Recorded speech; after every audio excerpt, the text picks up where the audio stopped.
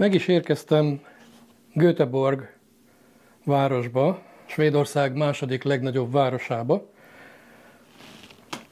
ahol 2 napot fogok eltölteni.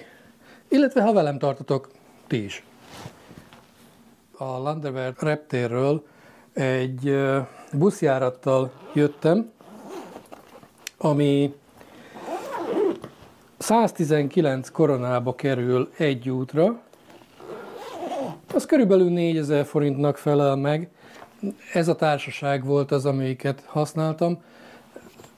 Minden 20 percben indítanak buszt a repülőtérről, illetve a repülőtérre. Az út körülbelül 25 percet vett igénybe. Mivel este van, és nagyon szeles az idő odakint, valószínű, hogy csak néhány fotót készítek az este, aztán majd reggel folytatjuk. Tartsatok velem!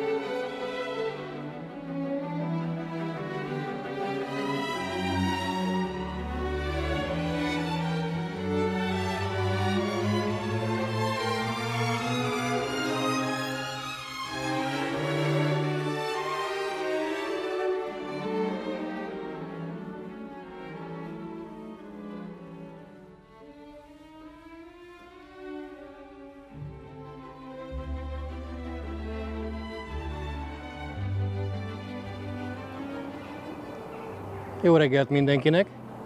Svédország nyugati partján a Gotta folyó torkolatánál található Göteborg egy lenyűgöző szigetvilággal és Skandinávia legnagyobb kikötőjével büszkélkedhet. Az ország második legnagyobb városa, amelyet 1603-ban 9. Károly alapított, de a kalmári háború során a megszálló dán csapatok elpusztították. II. Gusztáv Adolf király 1621-ben alapító oklevelet adott a városnak.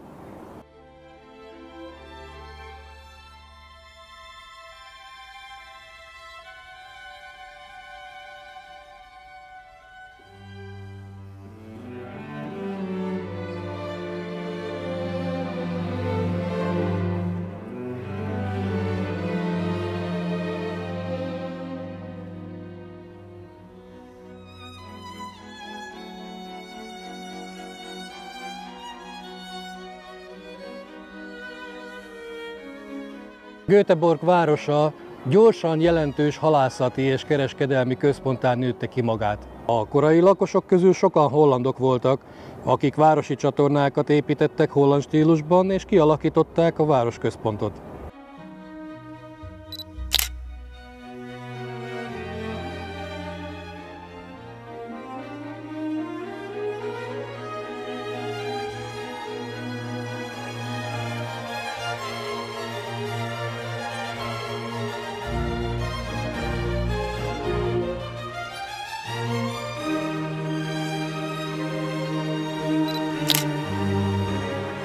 A város a Göte csatorna 1832-es befejezését használta fel arra, hogy tovább növelje hajózási hírnevét.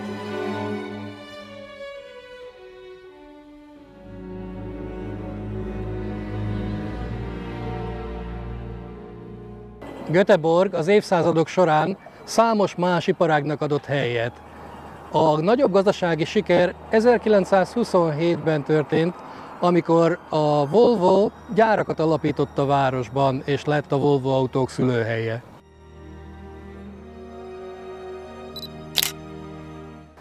A város legrégebbi része a festői Hága negyed, amely autómentes macskaköves utcáknak és a város legrégebbi üzleteinek és kávézóinak ad helyet.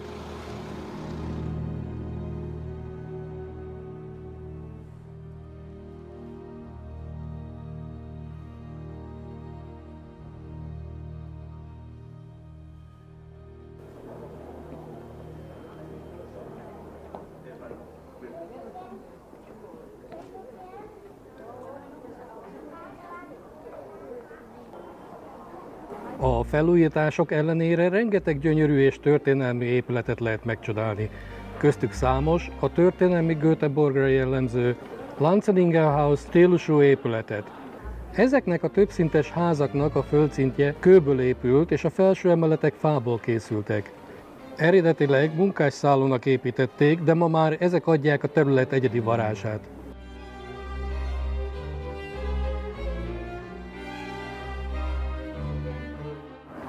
Itt az ideje megpihenni egy kicsit, és megkóstolni a híres fahéjas süteményt. Mekkora már!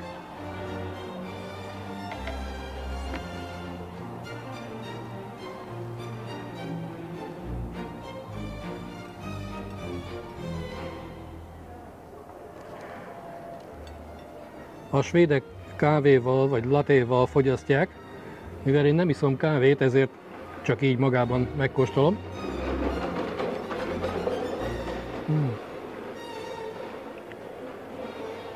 Finom fahéjas.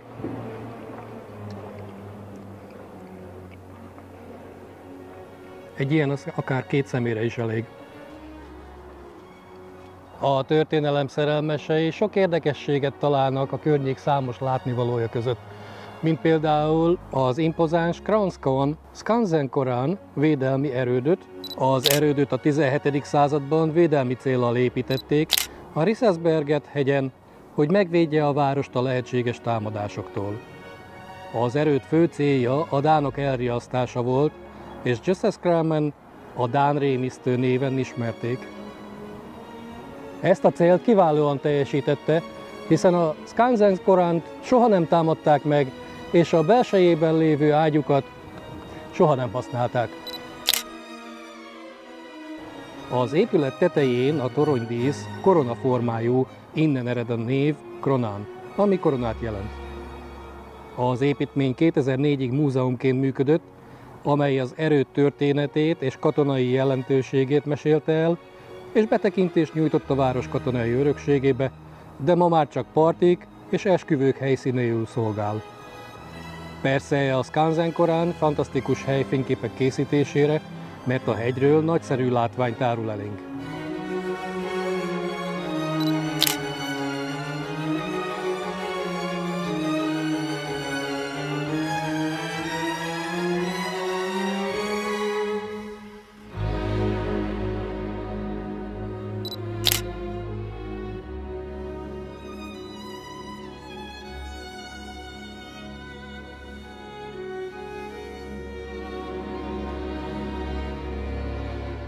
A Göteborgi Természettudományi Múzeum a város legrégebbi múzeuma, amelyet 1883-ban nyitottak meg.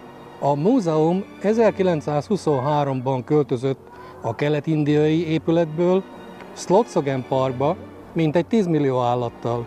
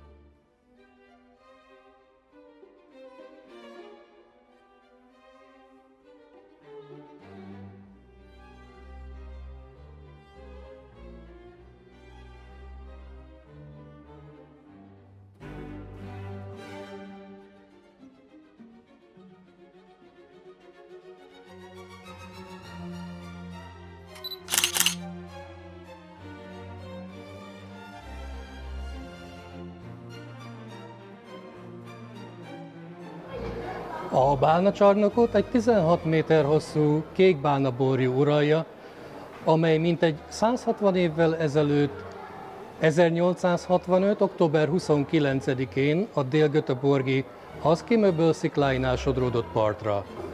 Fiatal kora ellenére a bálna 16,5 méteres és 25 tonnát nyom. Amikor a múzeum épült, egy speciális termet kellett kialakítaniuk ennek a tengeri emlősnek a befogadására.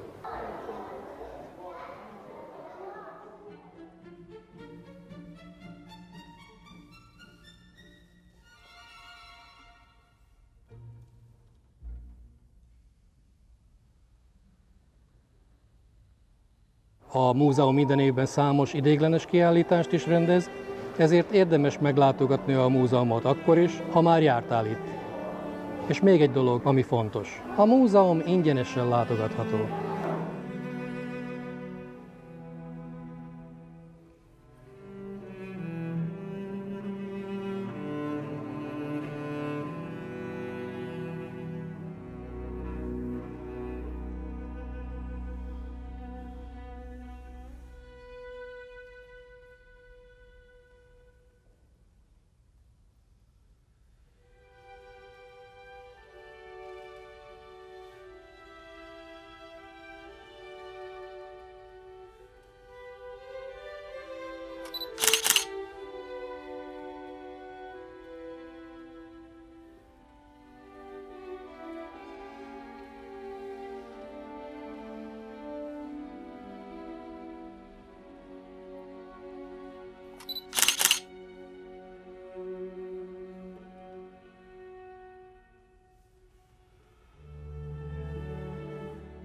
A városban számos templom is található, az Oszkár Frederik templom neogótikus stílusban épült, 1893-ban fejezték be, és nevét II. Oszkár királyról kapta.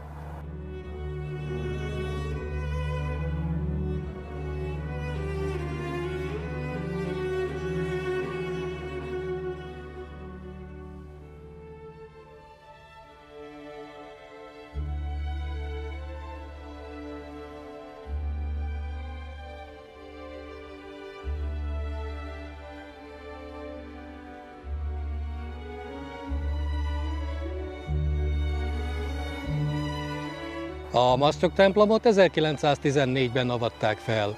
A vörös templom büszkén tornyosul a város fölé egy magas domb tetején. Így már messziről észrevehető, és innen fantasztikus a kilátás a városra. A templom vörös téglahomlokzata egyedi megjelenést kölcsönöz az épületnek, és könnyen felismerhetővé teszi.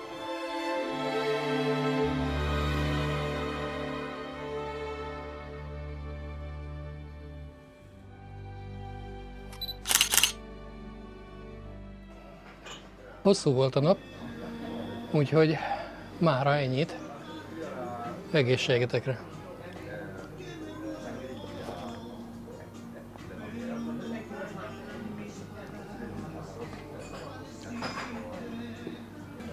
Megittam a sört, nagyon finom volt, úgyhogy úgy döntöttem, hogy rendelek egy hamburgert, sült krumplit, meg még egy sört természetesen.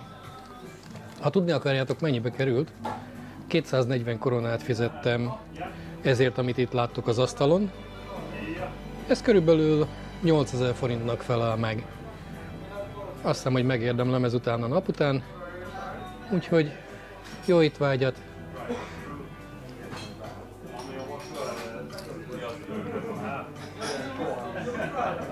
Találkozunk reggel!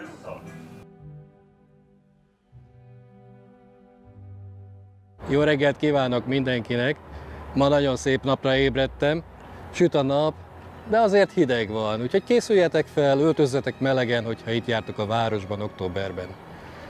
Itt állok a göteborgi székesegyház előtt, amely a város legfontosabb temploma. Maga nemében a harmadik, hiszen az első templomot 1633-ban II. Gusztáv Adolf király parancsára építették, és egy ideiglenes fatemplomot váltott fel. Az első székesegyház nagy részét Egy 1721-es tűzvész pusztította el, de mivel a falak megmaradtak, viszonylag gyorsan sikerült helyreállítani a templomot. Csak úgy, mint elődje, a második székesegyház is alig 100 évig állt, mielőtt az 1802-es tűzvészben leégett. Ezúttal a régi falak súlyosan megsérültek, és nem lehetett újrahasznosítani. Így csak 1815-ben nyitotta meg kapuit a jelenlegi templom. De az épület még ekkor sem volt teljes. A tornyot csak 1825-ben építették fel teljesen. A 20. század elejére a torony olyan bizonytalanul kezdett dőlni, hogy a város elrendelte az egész épület átfogó helyreállítását. Az 1950-es években azonban további megerősítések történtek, majd 1980-as években újra felújították a templomot. A göteborgi székesegyház a Göteborgi egyházmegye püspökének székhelye.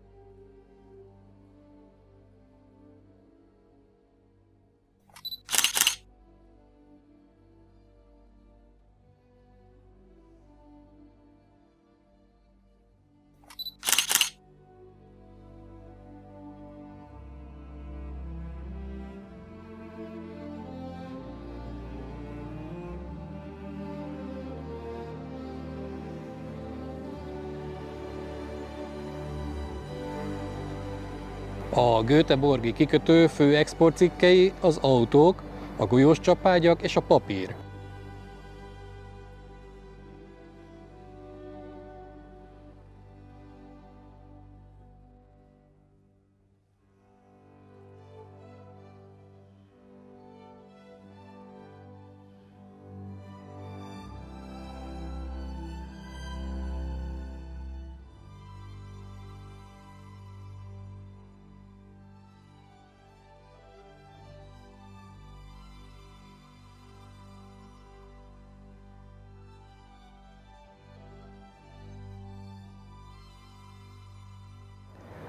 Az északi Hisingen szigetén található hajógyárak egykor fontosak voltak, de ez az iparág az 1970-es években megszűnt.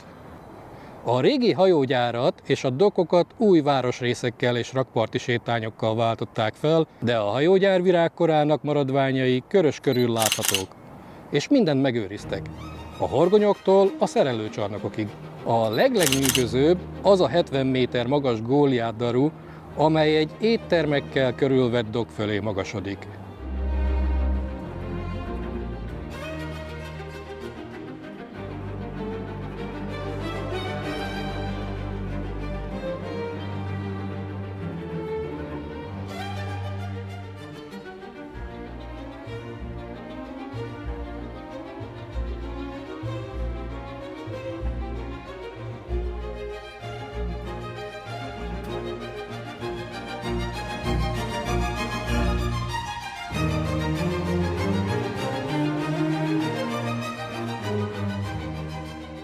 A Hal templom, a híres Feskekorka vásárcsarnok zárva van, és csak 2024 tavaszán nyit ki újra. Az 1847-ben Viktor von Gegenfeld által épített halvásárcsarnok Göteborg kikötőjéhez közel található. A Hal templom külseje istentiszteleti helynek tűnik, de itt számos helyben fogott halat, lazacot, heringet, tőkehalat, valamint garnérarákot, homárt és kagylót lehetett vásárolni. Meg lehetett kóstolni a frissen sütött lazacot, a pácolt heringet, a tenger gyümölcseiből készült salátákat és más tengeri különlegességeket. Sokárus készételeket is kínált, például halat, sült krumplit, halhamburgert vagy tengeri paellát, amelyet közvetlenül a piacon lehetett megenni. A halpiac alkalmanként különleges eseményeknek és fesztiváloknak adott otthont, ahol főzési bemutatókat, kóstolókat, élő zenei előadásokat és kulturális ünnepségeket tartottak.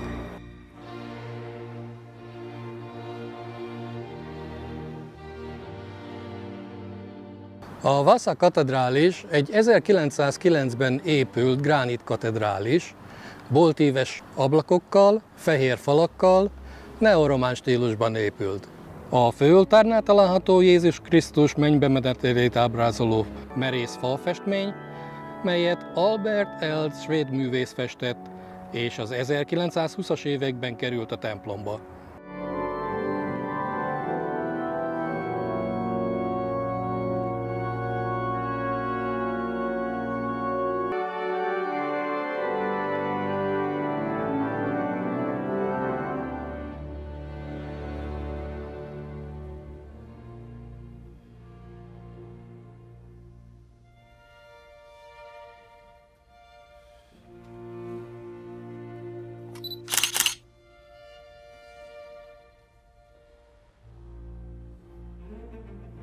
Göteborgot Kis-Londonnak is hívják, mert a 19. században a város nagyrészt bevándorolt skót és angol üzletemberek iparosították. Ez idő alatt Göteborg nagy kereskedelmet folytatott az északi tengeren Nagy-Britanniával. Sok angol és skót meggazdagodott, és az adományaikból a város könyvtárat, egyetemet, kórházat épített. Ezért kapta a város a Little London elnevezést.